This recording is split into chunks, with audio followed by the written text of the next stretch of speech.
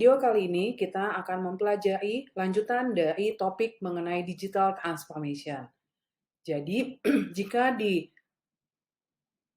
materi sebelumnya kita bersama-sama mempelajari digital konteks, digital transformation konteks, konten, dan proses, yang mana itu adalah semuanya lebih bersifat konseptual, ya, yang kita menggunakan papernya Ismail et al. Maka kali ini kita akan mempelajari digital transformation yang lebih konkret, yang lebih praktis, bahkan langsung ketika kemudian perusahaan akan melakukan digital transformation, fokusnya akan seperti apa atau pada dimensi apa saja. Nah, dalam materi kali ini dan seterusnya kita akan mempelajari digital transformation playbook, ya, yang dalam hal ini saya menggunakan buku, ya, seluruh materi akan berasal dari buku digital transformation playbook, ya, I think your business for the digital age, yang ditulis oleh David L. Rogers ini. Nanti kita akan melihat bersama-sama terkait dengan digital transformation yang harus dilakukan oleh perusahaan, itu fokusnya kemana. Tentu sekali lagi berdasarkan pada buku ini, ya. Jadi seperti sudah saya sampaikan bahwa dalam kita memahami digital transformation, ya, baik mulai dari definisinya, ya, itu kemudian kita bisa merujuk pada satu paper tertentu, satu kajian tertentu seperti itu, sehingga ketika kita mendiskusikannya kita fokus pada apa yang diuraikan. Maka kalau di sebelum UTS kita membahas itu adalah berkaitan dengan konsep digital transformation yang dikemukakan oleh Ismail et al, maka kali ini kita akan melihat bersama-sama bagaimana sih istilahnya mewujudkan digital transformation itu dengan menggunakan buku yang ditulis oleh Rogers dengan topik utamanya itu adalah bagaimana bisnis itu, I think, ya, pelaku bisnis, ya, perusahaan mendefinisikan kembali, redefine terkait dengan bisnisnya di era digitalisasi seperti pada masa sekarang. Nah, pada dasarnya buku ini, ya, saya ingin menggambarkan sedikit, ini merupakan sebuah buku yang boleh dinyatakan sebagai Rogers menuliskan pengalamannya, ya. Jadi sesuai dengan pengalamannya di mana kemudian dia membantu beberapa eksekutif, kemudian juga termasuk entrepreneurs, ya, di mana Rogers juga melakukan konsultansi seperti itu, yang di dalam hal ini beliau juga ada di Columbia Business School, ya, eksekutif program pada spesifik topik digital. Maka buku ini semacam bahwa dia menuliskan pengalaman yang dia dapatkan dari para pelakunya langsung, sehingga dengan demikian itu sebabnya kenapa saya memilih buku ini, sehingga dengan demikian kita bisa melihat atau mendapatkan pengetahuan dan pemahaman yang betul-betul berdasarkan pengalaman praktis. Jadi bukan lagi hanya konseptual, ya. Konseptualnya kita sudah pelajari, ya, sebelumnya dengan Ismail et al, di mana itu merupakan paper tersebut merupakan meta analisis dari berbagai macam paper yang menulis tentang transformasi digital. Maka kali ini kita akan membahas atau mempelajari bagaimana ketika kemudian digital transformation akan diimplementasikan, akan dilaksanakan dengan berbasis pada buku yang ditulis oleh Rogers ini. Nah, seperti juga sudah kita pelajari, ya, selama setengah semester berkaitan dengan digital transformation, kita mempelajari bahkan berbagai macam bentuk transformasi bisnis, ya, yang kita mulai dari restructuring, re-engineering, renewing, regeneration, ya, lalu kemudian dan Ismail et al membawa kita ke digital transformation.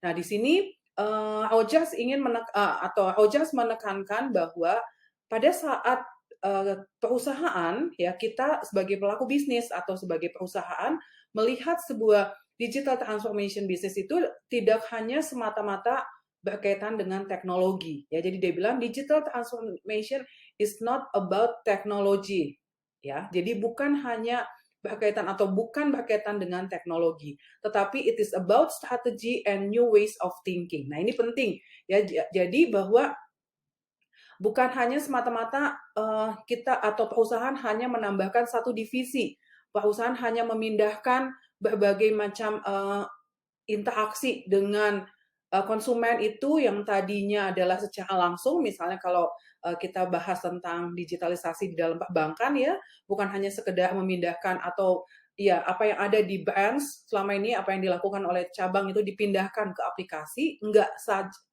bukan hanya semata-mata hal tersebut, tetapi juga berkaitan dengan strategi, bahkan juga the new ways of thinking. Jadi cara berpikir yang baru, cara berpikir yang berbeda. Ini terutama berkaitan dengan strategic mindset, ya, di mana ini lebih melebihi daripada sekedar IT infrastructure. Ya, ini rasanya sudah kita bahas juga ya di dalam paper yang kemudian kita pakai sebagai acuan. Itu Ismail et al. Juga menyatakan bahwa bukan hanya berarti dengan memiliki IT division ya seperti itu atau IT infrastructure kalau menurut Rogers di sini. Tetapi ini adalah berkaitan juga dengan changing rules of technology leadership ya di dalam bisnis tersebut. Maka di sini dia memberikan contoh. Di dalam bukunya dia memberikan contoh bahwa a chief information officer ya kalau secara tradisional ya dulu kalau kemudian ada direktur ya boleh dibilang direktur teknologi informasi teknologi itu biasanya adalah has been to use technology to optimize process, reduce risk and better run the existing business. Ya, tetapi pada masa sekarang ya bukan lagi semata ini kan kalau kita lihat dari definisi tersebut maka itu benar-benar memperlihatkan dia hanya sebagai tool, hanya sebagai teknologi ya. Nah, di sini kemudian dinyatakan oleh Roger bahwa but the emerging role of a chief digital officer it's much more strategic, focus on using technology to reimagine and reinvent the core business itself. Jadi bukan hanya bahwa teknologi informasi yang dimiliki itu membantu misalnya memproses data, memproses pekerjaan dan lain sebagainya. Tapi lebih daripada itu bahkan dia menyatakan juga harus bisa imagine ya, mungkin definisi dan bahkan invent core business itself ya. Itu yang kemudian menunjukkan bahwa digital transformation itu bukan hanya sekedar berkaitan dengan teknologi ya, dari tidak punya menjadi punya teknologi informasi. Lalu teknologi informasi itu juga bukan hanya berkaitan dengan proses mengolah data, bukan hanya berkaitan dengan untuk mempercepat pekerjaan dan lain sebagainya ya, tetapi lebih daripada itu. Nah, lebih jauh, Rogers kemudian juga menyatakan bahwa digital transformation requires a holistic view of business strategy. Jadi kita perlu melihat dia sebagai pandangan terhadap bisnis strategi yang holistik, yang menyeluruh, ya seperti itu. Nah, kalau di Ismail et al. Kita sudah melihat ya, kalian tentu masih ingat ya bagaimana kemudian posisi dari digital transformation strategi, maka di sini kemudian dia juga menyatakan secara spesifik itu adalah meliputi 5 domains business strategy. Itu adalah customers, competition, data, innovation, and value.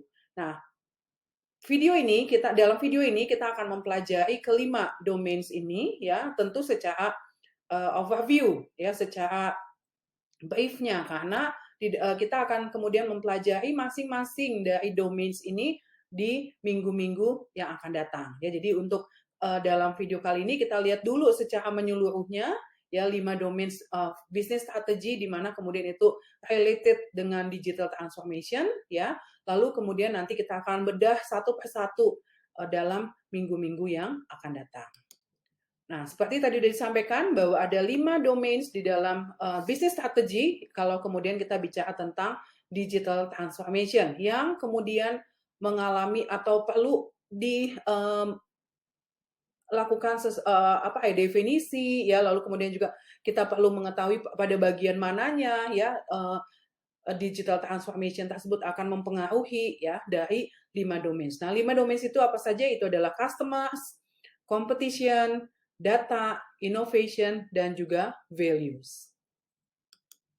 Nah, pada domain yang pertama itu adalah domain customers.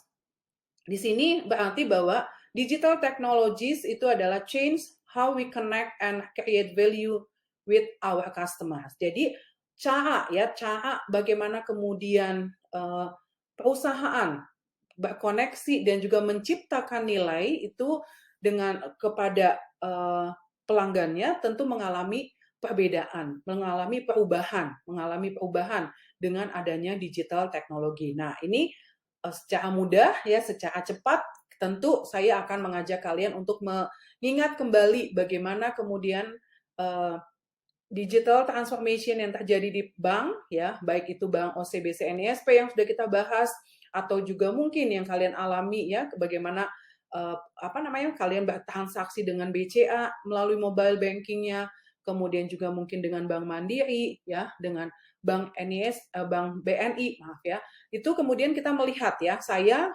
seperti juga sudah saya sampaikan ya pada materi-materi sebelumnya, saya mengalami dan saya pikir kalian juga semua dan termasuk juga banyak masyarakat ya, sehingga kalau tidak salah sekitar 3 minggu yang lalu saya membaca, saya kira ini semacam menegaskan apa yang saya sudah sampaikan juga dan mungkin waktu itu Pak Tony dari OCBC NISP menyampaikan ya. 3 minggu yang lalu saya membaca bahwa ada OJK menyatakan ada sekitar 1.500 kalau tidak salah kurang lebih ya, itu cabang bank yang tutup ya karena adanya fenomena digitalisasi. Dan ini tentu tadi ya the way business connect and create value with their customers itu mengalami perubahan ya seperti itu. Kita bisa melakukan transaksi mulai dari paling dulu mobile banking itu kan paling ininya adalah transfer, tapi sekarang bahkan kita bisa mengambil ya atau menarik dana dari mesin ATM tentu saja ya, lalu kemudian bahkan kita bisa melakukan pembukaan rekening ya, lalu kemudian melakukan investasi, semuanya itu bisa dalam satu aplikasi ya. Lalu kemudian transaksi retail itu juga demikian ya, saya juga sudah pernah menceritakan kepada kalian dan saya kira kalian juga sudah mengalami, atau kalau kalian belum mengalaminya mungkin ibu ya seperti itu, bukan hanya semata-mata kalau belanja di Shopee itu pasti ya anak-anak muda udah biasa banget, anak-anak saya sudah tak biasa untuk ada pengen apa langsung pikir itu, yang kemudian akhirnya juga istilahnya menulari saya ya. Jadi saya juga sekarang kalau ada apa tuh gampang banget, nggak usah mikir waduh mau pergi tunggu mobil harus ada atau mikirin macet, mikirin hujan dan lain sebagainya. Sekarang nggak perlu, tinggal buka handphone ya, lalu scroll cari-cari, lalu kemudian begitu ada yang cocok langsung beli ya. Nah, itu kan adalah bagaimana kemudian how a business connect ya with ya kita sebagai customer-nya itu kemudian mengalami perubahan ya. Lalu kemudian saya juga pernah menceritakan ketika mau membuat sesuatu bahan bakunya nggak ada, sekarang mudah sekali ya, bahkan nggak pakai aplikasi tetapi juga pakai WhatsApp itu saya sudah bisa menjangkau retail atau supermarket langganan saya misalnya ya, seperti itu. Kemudian juga mungkin dalam transaksi kita dengan hotel ya, ketika kita booking hotel, kemudian juga yang paling nyata itu adalah kereta api ya, memesan tiket kereta api dan tiket pesawat terbang, semuanya mengalami perubahan sejalan dengan adanya digital teknologi. Nah, kalau dari sisi perusahaan, dari sisi organisasi, maka digital teknologi itu juga mentransform how we need to think about competition, dia bilang. Jadi persaingan sekarang itu bukan lagi misalnya kayak tadi ya, retail itu bersaing dengan retail, bank itu bersaing dengan bank. Enggak ya, kita bisa melihat. Oh, saya juga dalam kelas-kelas sebelumnya saya sudah sharing ya. Jadi saya sekarang juga melakukan transfer dana itu bisa melalui aplikasi GoPay, dan itu saya nggak tahu, katanya sekarang udah turun ya biaya transfer antar bank, dan itu biayanya jauh lebih rendah dibandingkan saya misalnya mau dari BCA transfer ke Bank Mandiri, itu dananya kan 6.500, tapi kalau saya punya dana di GoPay kemudian saya mau bayarkan ke Bank Mandiri, saya bisa memindahkan dana saya dari GoPay ke Bank Mandiri dan itu biayanya jauh lebih rendah. Nah, itu kita bisa melihat ya bagaimana kemudian saingannya bank itu bukan lagi sesama bank ya, tetapi juga tadi salah satunya adalah aplikasi payment seperti GoPay seperti ini ya, lalu kemudian beberapa jenis gateway payment gateway seperti itu. Itu adalah menunjukkan bahwa sekarang ya tadi we need to think about competition. Pesaingnya kita tuh bukan lagi sesama di dalam industri yang sama ya. Satu lagi fenomena yang sekarang lagi mengemuka adalah edutech ya, di mana kemudian perusahaan-perusahaan teknologi ini sekarang juga mereka menawarkan layanan pendidikan ya, misalnya Udemy, Coursera, lalu kemudian ada kunci.com itu dari Telkomsel, kemudian Google itu yang paling pasti ya. Nah, ini menunjukkan bahwa perguruan tinggi ya itu kemudian tidak lagi bersaing misalnya Unpar bersaing dengan BINUS atau bersaing dengan PPM atau dengan Prasetya Mulia, tetapi juga harus berpikir bahwa persaingannya sekarang juga datang dari perusahaan-perusahaan teknologi yang memberikan layanan pendidikan ya, seperti itu. Kalau di level sekolah menengah ya atau sekolah dasar itu sudah lama ya, dan saya misalnya anak saya menggunakan Genius ya, di mana memang dia adalah untuk membantu, tetapi yang berdasarkan karena saya sedang membantu juga di sebuah yayasan yang fokus pada layanan pendidikan menengah dan pendidikan dasar, itu kami menemukan bahwa ada beberapa aplikasi edutech yang ditujukan pada sekolah menengah umum, atas, pertama, dan juga sekolah dasar, itu sudah melakukan kerjasama dengan beberapa sekolah negeri. Ya, ini bisa jadi menjadi ancaman untuk sekolah-sekolah swasta kalau dia tetap bertahan dan tidak ada kerjasama dengan edutech ini. Nah, di sisi yang lain, ya tadi ya, perguruan tinggi itu juga perlu berpikir. Atau misalnya juga layanan seperti Halodoc ya dan lain sebagainya, itu kemudian juga adalah bagaimana kemudian persaingan itu intinya adalah bahwa terjadi transformasi, terjadi perubahan di mana yang dulu menjadi pesaingnya kita bukannya tidak memperhitungkan, tetapi mungkin mereka sudah tidak lagi relevan ya, seperti itu, sehingga kita tidak boleh mengabaikan pesaing-pesaing atau perkembangan baru ya, di mana kemudian itu juga memberikan layanan yang sama yang kayak tadi ya, GoPay memberikan layanan transfer dana, maka perbankan perlu berpikir ya seperti itu. Lalu perusahaan-perusahaan teknologi menawarkan layanan pendidikan, maka tentu saja lembaga-lembaga pendidikan, perguruan tinggi perlu berpikir bahwa sekarang tuh saingannya enggak lagi semata-mata dengan sesama yang memberikan di dalam industri yang sama.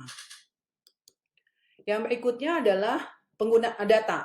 Ini berkaitan dengan penggunaan data. Jadi dulu penggunaan data itu hanya sekedar formalitas. Jadi kita sekedar mengisi informasi mengenai identitas diri, nama, tanggal lahir, alamat, nomor KTP dan lain sebagainya. Nah, sekarang itu data tersebut tidak lagi hanya sekedar data ya yang berisi tentang ini, tetap profil ya tentang identitas diri, tetapi lebih daripada itu juga dia sudah data tersebut bukan lagi hanya diperoleh dari perusahaan, tetapi juga perusahaan bisa mendapatkannya dari misalnya seperti Google, lalu Facebook, Instagram. Itu kemudian mereka memiliki big data ya, yang kalau kemudian kita kenal atau kalian kenal dengan istilah big data, yang kemudian data tersebut ketika dia dianalisis ya, data analitik itu, lalu kemudian itu akan menghasilkan informasi mengenai ya tadi kalau misalnya si Facebook itu dia akan tahu minat, sikap, preferensi ya, Instagram misalnya kalian juga atau Twitter ya, atau semua yang kemudian di mana kita melakukan interaksi di dalam sebuah aplikasi tersebut atau di dalam sebuah platform, pada dasarnya data kita tersimpan dan mereka akan tahu ya, ini yang kemudian sering disebut juga kalau di ini tuh algoritma. Jadi dia akan bisa membaca ya bagaimana kemudian misalnya saya ya ketika saya ini Twitter, lalu kemudian dalam satu hari saya fokus pada satu tipe informasi yang ada di sana, maka itu kemudian istilahnya terekam ya, lalu kemudian besoknya ketika saya membuka Twitter lagi itu laman-laman atau feed yang kurang lebih sama dengan yang sebelumnya saya buka, itu kemudian akan keluar lagi. Nah, itu yang kemudian dimana kita semacam kayak jejaknya kita ketahuan ya, terkait dengan aspek kita mengonsumsi jenis-jenis data yang seperti atau informasi-informasi seperti apa. Yang kemudian itu akan menjadi data yang akan dimanfaatkan oleh perusahaan untuk mengetahui tadi minat, sikap, dan preferensi. Jadi bukan lagi hanya sekedar data yang standar ya, kurang lebih seperti itu. Nah, ini yang kemudian juga perusahaan ya, pelaku bisnis harus melihat bahwa digital technologies have changed our world, perhaps most significantly in how we think about data. Jadi data itu kemudian bukan lagi hanya sekedar data yang standar, data informasi basic saja, tetapi kita bisa mendapatkan informasi yang jauh lebih ini lagi yang tadi saya bilangnya, ada minat, sikap, preferensi, ya tentu datanya harus dianalisis ya, seperti itu. Nah, domain yang keempat itu adalah berkaitan dengan inovasi. Jadi di sini dinyatakan bahwa digital technologies are also transforming the ways that business innovate. Jadi inovasi dulu itu hanya dilakukan oleh perusahaan. Jadi perusahaan biasanya memiliki divisi research and development ya, di mana kemudian mereka yang melakukan ngulik gitu ya, ngulik, mencari tahu ya, mencari ini dan lain sebagainya, dan kemudian melakukan tes di dalam di dalam labnya ya, secara spesifik untuk menghasilkan sebuah produk baru dan lain sebagainya. Nah, pada masa sekarang dengan adanya digital teknologi, maka itu sudah tidak lagi seperti demikian ya. The way that business innovate itu bahkan tidak lagi hanya bertumpu pada sebuah aktivitas di dalam sebuah lab, tetapi juga berasal dari pasar ya, di mana konsumen atau bahkan pesaing itu juga bisa menjadi sumber inovasinya perusahaan ya. Jadi kalau misalnya konsumen itu, pelibatan konsumen itu yang disebut dengan open innovation, atau open innovation bukan hanya melibatkan konsumen tetapi juga misalnya supplier ya, di mana kemudian betul-betul aktivitas atau ide-ide inovasi itu berasal dari luar organisasi. Nah, itu yang kemudian disebut dengan open innovation, di mana ya bahkan ada beberapa perusahaan yang memang secara spesifik benar-benar meminta konsumen mulai dari cita rasa. Ini yang kemudian dilakukan oleh Mountain Dew ya, salah satu minuman ringan dari Amerika Serikat. Ketika mereka mau mengembangkan satu cita rasa yang baru, mereka melibatkan konsumennya ya, dan mereka kemas sedemikian rupa sehingga kemudian menjadi sebuah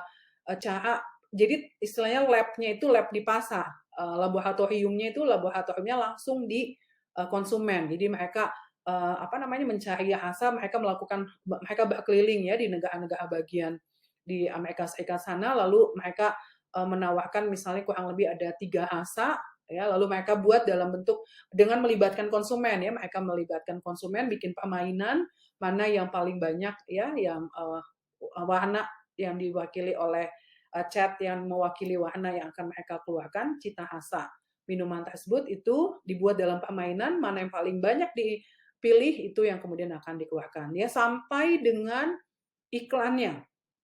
Iklannya itu adalah juga pada waktu Mountain Dew mencoba menghasilkan sebuah cita rasa yang baru, iklannya pun dihasilkan oleh konsumen, yaitu tentu dengan mereka mengirimkan video ya, seperti itu. Nah, itu adalah salah satu bentuk bahwa inovasi sekarang ya di dalam digital teknologi atau digital era itu tidak lagi hanya terjadi di dalam laboratoriumnya perusahaan. Nah, domain yang kelima itu adalah berkaitan dengan value. Ya, jadi digital technologies force us to think differently about how we understand and create value for the customer. Ya, tentu dengan tadi ya dari cerita misalnya tentang yang di awal domain pertama berkaitan dengan customer, itu kemudian bisa memperlihatkan bagaimana kemudian perusahaan memahami ya, dan juga akan menghasilkan nilai yang memang dijadikan acuan atau itu yang paling value proposition yang akan ditawarkan kepada konsumen ya, seperti itu. Misalnya tadi saya ambil contoh bagaimana kemudian minimal saya lah ya, saya dianggap sebagai konsumen atau sebagai pelanggan, saya kemudian ketika melihat bahwa ada perbedaan biaya, ya mungkin oke lah ada orang yang nggak terlalu ini, tapi buat saya itu matters ya, misalnya selisihnya tuh 4.000. Jadi kalau saya transfer dana dari GoPay ke bank lain, tentu saya pindahin dana dulu ya ke GoPay, itu kan cuma 1.000 ya, jadi kalau ditambah tuh mungkin 3.500 ya. Bahkan saya pernah mengalami ketika saya punya dana di GoPay, lalu aplikasi GoPay, lalu kemudian saya pindahkan, itu nggak kena charge sama sekali ya, nggak kena charge, nggak tahu sempat seperti itu nol ya, 0 rupiah, belakangan kena lagi jadi 2.500. Tapi walaupun begitu, even so tetap aja bahwa dia lebih rendah ketimbang misalnya dari BCA ke Bank Mandiri misalnya biaya 6.500. Terakhir saya dengar sih katanya sudah diturunkan, tetapi terakhir hasilnya belum ya, karena transaksi saya yang terakhir masih tetap dengan biaya sebesar itu. Nah itu kemudian kan memperlihatkan bahwa value proposition yang ditawarkan oleh GoPay itu ternyata buat saya lah ya, paling tidak dalam hal kemudian transfer dana itu ternyata ya jauh lebih tinggi ketimbang kemudian sesama bank seperti itu. Itu contoh kecil saja kok, contoh kecil. Tapi ada juga yang tadi misalnya tentang kepraktisan ya, tentang kemudahan menjangkau. Tadi saya sampaikan bahwa pada masa sekarang pada umumnya konsumen ya, pelanggan dan juga masyarakat lah ya, masyarakat pada umumnya ini sekarang apalagi kemarin ya, mungkin kalian pasti juga ikut, barangkali saya termasuk yang ikut, yang fenomena 11.11 ya, itu adalah di mana kemudian banyak pelanggan atau banyak masyarakat yang kemudian mungkin bisa jadi nggak butuh, tapi karena ada unsur kalau saya sih memang ada unsur ininya, excitement-nya, ingin merasakan bagaimana sih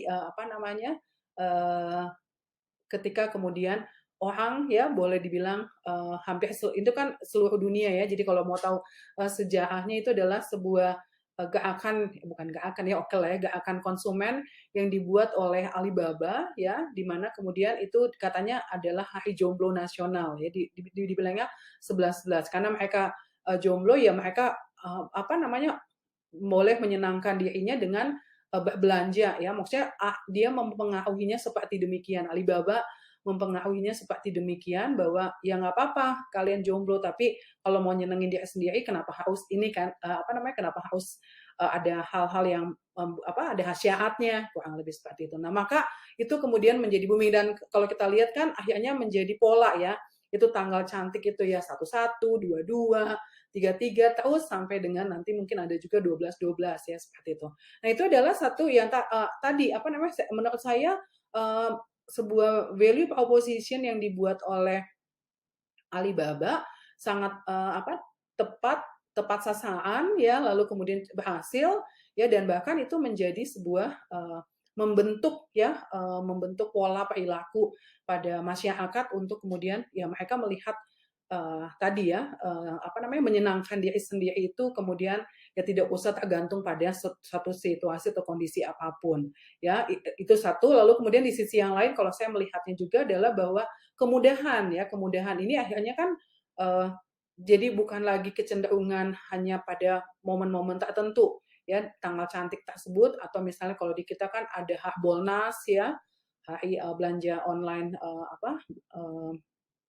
nasional, tapi juga lebih kepada tadi kemudahan ya. Kalau dari saya sendiri bahwa value proposition yang ditawarkan oleh beberapa marketplace ya, lalu kemudian juga mungkin aplikasi-aplikasi yang lainnya, itu adalah tadi faktor kemudahan, faktor kenyamanan, dan juga aksesibilitas yang wah sekarang ini banget, karena itu ada di tangan. Bayangkan zaman dulu ya, mungkin kalau kalian semuanya udah masuk ke situasi yang seperti sekarang terjadi, tapi misalnya zaman saya seusia kalian ya, kalau mau hangout atau kalau mau pengen kopi enak itu ya harus pergi ke tempatnya, atau kalau mau cari baju bagus, baju diskon misalnya, itu kemudian harus pergi ke tokonya. Tapi kalau sekarang kan enggak.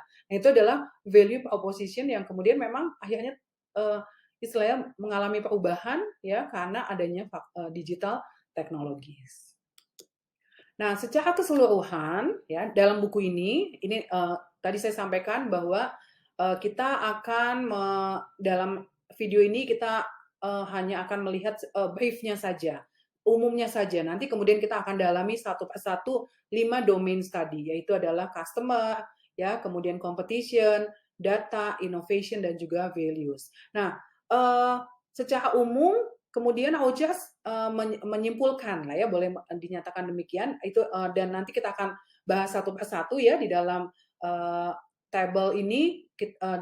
Dia menunjukkan ya, jadi ini semacam petanya lah bahwa di chapter 2 kita akan bahas apa, chapter 3 sampai dengan chapter 6 ya, nanti kita lihat sama-sama. Tapi terutama adalah tema perubahan ya, change in strategic assumption-nya itu apa. Ini yang kemudian sebenarnya tadi yang sebagian sudah saya ungkapkan secara apa namanya dalam slide-slide sebelumnya, itu juga ada di dalam tabel ini ya, di mana kemudian kita akan mempelajarinya. Ini adalah aspek customer. Jadi from ya, misalnya customer as mass market ya, pasar yang massal, sekarang kemudian menjadi customer as dynamic network ya, seperti itu. Lalu communication are broadcast to customers ya, sekarang itu communication-nya are two way. Ya, jadi kan kayak tadi misalnya apa Instagram, kemudian juga apa namanya Twitter ya, seperti itu. Ya, kalau misalnya contoh atau TikTok ya, misalnya contoh Instagram atau TikTok sekarang juga apa namanya sudah dipakai apa namanya sebagai media untuk berkomunikasi ya. Mungkin kalian masih ingat ya, Ci Allen bilang bahwa dulu orang tidak memperhitungkan TikTok ya, tapi sekarang tuh sampai harus waiting list. Nah, communication-nya two way itu karena kan istilahnya ketika sebuah perusahaan menaruh iklannya di TikTok ya, lalu kemudian saya membuka aplikasi TikTok, itu kan jadi seolah-olah saya dengan si perusahaan langsung berkomunikasi kan, itu yang kemudian disebut two way. Pada waktu dulu itu broadcast itu menggunakan media-media misalnya iklanan ya, media massa, media elektronik, TV ya, memang masih ada ya, misalnya salah satunya misalnya di YouTube ya, seperti itu, atau even misalnya juga masih ada di beberapa aplikasi tersebut ya. Tetapi prinsipnya adalah sekarang lebih umumnya interaksi yang terjadi langsung dua arah antara si siapa namanya perusahaan dengan konsumen ya. Bahkan kita bisa memberikan komen, bisa memberikan like apa dan lain sebagainya, itu yang disebut dengan dua arah ya. Itu sebagiannya saja. Nanti kita lihat secara menyeluruh ya. Lalu kalau kita sekarang ke domain yang kedua, competition ya. Tadi di sini oke, ini ada beberapa yang nanti tinggal kita lihat di buku ya. Dimana kemudian salah satunya adalah bahwa nah ini blur distinction between partners and rivals ya, bahkan tadinya partners atau tadinya tadinya partners, tadinya dia perantara, sekarang bisa jadi pesaingnya kan, kurang lebih begitu ya. Jadi bukan istilahnya enggak lagi hanya seperti pada masa di yang sebelumnya. Jadi benar-benar menjalankan fungsinya bahwa dia sebagai perantara, ya udah dia sebagai perantara, padahal sebenarnya bisa jadi juga dia akhirnya memunculkan sebagai pesaing ya. Jadi misalnya contoh retail nih ya, ketika kemudian apa namanya si dulu orang menggunakan atau sekarang sebenarnya terjadi misalnya ketika kemudian beberapa merek itu punya official store di entah di Tokped, di Shopee ya, itu kemudian kan sebenarnya jadinya dia tadinya itu adalah perantaranya dia, lalu kemudian sekarang jadi pesaingnya dia ya, karena kemudian mereka bukan lagi meskipun masih ada jasa perantaranya, tetapi juga itu apalagi kalau mereka si retail ini khusus punya aplikasi ya, jadi orang ternyata lebih senang berbelanja di meskipun di official store-nya ya, berbelanja di Tokopedia daripada di aplikasinya dia, kan itu terjadi persaingan ya. Nah, domain yang ketiga itu adalah data dan akan kita bahas di dalam chapter 4. Di sini juga tadi sudah sebagian saya sampaikan umum banget ya.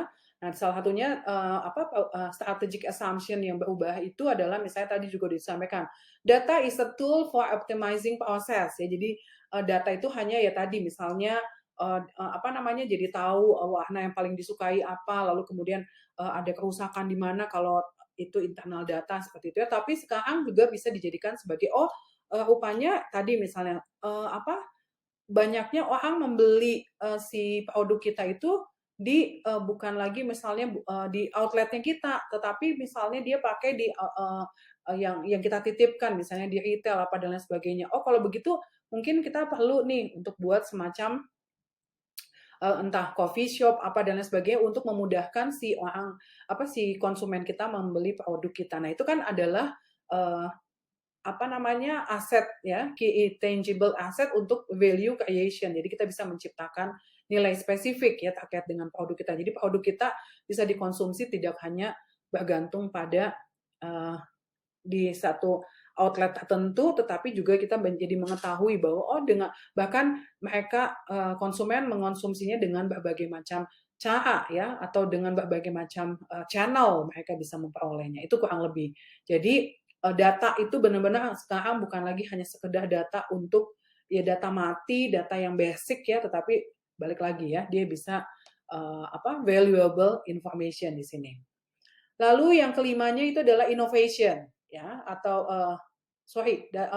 domain keempat innovation yang akan dibahas dalam chapter 5. Nah, ini kemudian tadi ya, testing idea is cheap, fast and easy. Ingat ya bahwa kenapa? Karena kita langsung di pasar, ya nggak usah pakai tuh peralatan-peralatan, bahkan kita bisa istilahnya perusahaan bisa mendapatkan hasil result ya yang lebih akurat. Ya, kenapa akurat? Karena itu langsung ke calon konsumennya kita.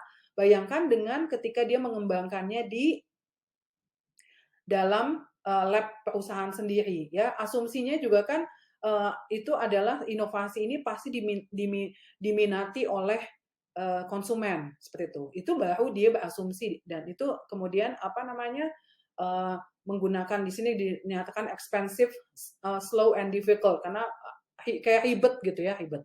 Tetapi dengan kemudian inovasi bahwa kemudian kita bisa memanfaatkan digital teknologi ya menggunakan open innovation, maka tadi testing ideas-nya itu cheap, fast and easy ya. Testing idenya itu biasanya contoh nih, misalnya Starbucks kami mau membuat sebuah jenis produk baru dengan cita rasa sekarang lagi ngetren apa misalnya ya. Lalu kemudian bagaimana menurut teman-teman atau bagaimana menurut ya itu kan lalu kalau biasanya dikasih pilihan ya kalau cita rasa yang seperti ini kasih like atau kalau ini kasih ini dan seterusnya. Dari situ kan kemudian akan kalau kemudian followernya dan para konsumennya itu setia follow pada akun sosial medianya perusahaan itu kemudian akan bisa mendapatkan informasi yang akurat dalam arti karena dia langsung konsumennya sendiri. Ini banyak ya dilakukan oleh perusahaan-perusahaan pada masa sekarang. Nah, domain yang kelima itu adalah value dan akan dibahas secara spesifik di dalam chapter 6 itu adalah berkaitan dengan value proposition yang kemudian sekarang itu kalau dulu dia ditentukan oleh perusahaan, oleh industri. Jadi orang value proposition bahwa orang kalau mau sekolah itu biasanya adalah mereka akan mencari sekolah yang tereng, yang kemudian bangunannya ini apa dan lain sebagainya. Iya, pokoknya salah satunya kurang lebih ditentukan oleh aspek-aspek fisik misalnya seperti itu. Nah, pada masa sekarang ya bisa jadi value proposition-nya sudah berubah. Yaitu misalnya orang akan atau masyarakat mencari sekolah yang tadi cepat beres ya, cepat selesai, dapat sertifikat ya, itu yang lalu kemudian bahkan langsung mendapat tempat untuk bekerja. Nah, ini yang kemudian yang dilihat oleh Google misalnya ya, sehingga kemudian mereka membuat program-program pendidikan di mana bahkan buat bisa jadi ini menjadi saingan ya untuk jurusan-jurusan teknologi informasi misalnya, informatika dan seterusnya. Karena apa? Karena pertama Google namanya Google aja sudah sangat luar biasa ya, lalu kemudian dia menawarkan bahwa kalau kamu melakukan sekolah lah ya, sekolah di tempat sekolah yang dibuat oleh Google itu kemudian tidak hanya mendapatkan ilmu, tetapi juga ada pengalaman praktek, bahkan lebih daripada itu adalah mereka disiapkan untuk mengisi posisi-posisi yang memang dibutuhkan oleh Google. Nah, itu kan sebenarnya value proposition-nya juga mengalami perubahan ya seperti itu. Jadi bukan lagi ditentukan oleh industri atau perusahaan, bahkan di sini by changing customer needs ya. Sekarang terjadi perubahan kebutuhan konsumen. Demikian juga dengan bisnis-bisnis yang lain. Jadi value proposition-nya itu nggak lagi bergantung pada apa yang diasumsikan oleh perusahaan, oleh industri, tapi banyaknya ditentukan oleh konsumen. Nah, Rogers menyatakan bahwa perubahan-perubahan tadi ya, asumsi strategik terkait dengan customer, terkait dengan data, ya, terkait dengan persaingan, terkait juga dengan inovasi, ya, lalu kemudian juga dengan nilai posisi nilai yang ditawarkan. Perubahan-perubahan yang terjadi karena adanya digital teknologi menyebabkan ya Rogers menyatakan bahwa business today clearly need new framework. Ya, jadi membutuhkan framework baru untuk memformulasikan strateginya supaya dia bisa beradaptasi ya dengan sukses dan bahkan mengalami pertumbuhan di era digital ini. Nah, ini yang kemudian oleh Rogers disebut dengan Playbook for Digital Transformation, di mana menurut Rogers bahwa setiap domain tersebut ya itu kemudian punya core strategic theme ya, ada tema-tema strategik intinya yang kemudian akan penting dipahami ya, penting diketahui oleh perusahaan supaya ketika mereka melaunch sebuah strategi dalam rangka melakukan digital transformation itu kemudian harus tepat ya, atau dia istilahnya tuh landing dengan mulus kalau istilahnya Pak Oja. Nah, maka kemudian akan mengarahkan pada inilah yang kemudian disebut dengan digital transformation playbook ya, di mana kemudian ini yang akan kita pelajari ya. 5 domains ini dengan strategic themes-nya masing-masing dan key concept ini yang kemudian akan kita pelajari di pertemuan-pertemuan selanjutnya. Ya, di mana tujuannya adalah kembali lagi bahwa dengan memahami kelima domains ini bagaimana perubahannya yang tadi ya, lalu kemudian apa yang harus dilakukan oleh perusahaan dalam konteks mereka bersaing di era digital ini, maka diharapkan dengan memahami konsep-konsep kunci ini perusahaan ya atau kita ya kalian sebagai calon pelaku bisnis yang nanti juga akan sebagai profesional di sebuah perusahaan dengan pemahaman ini kemudian tadi bisa landing dengan mulus ya di era digitalisasi ini.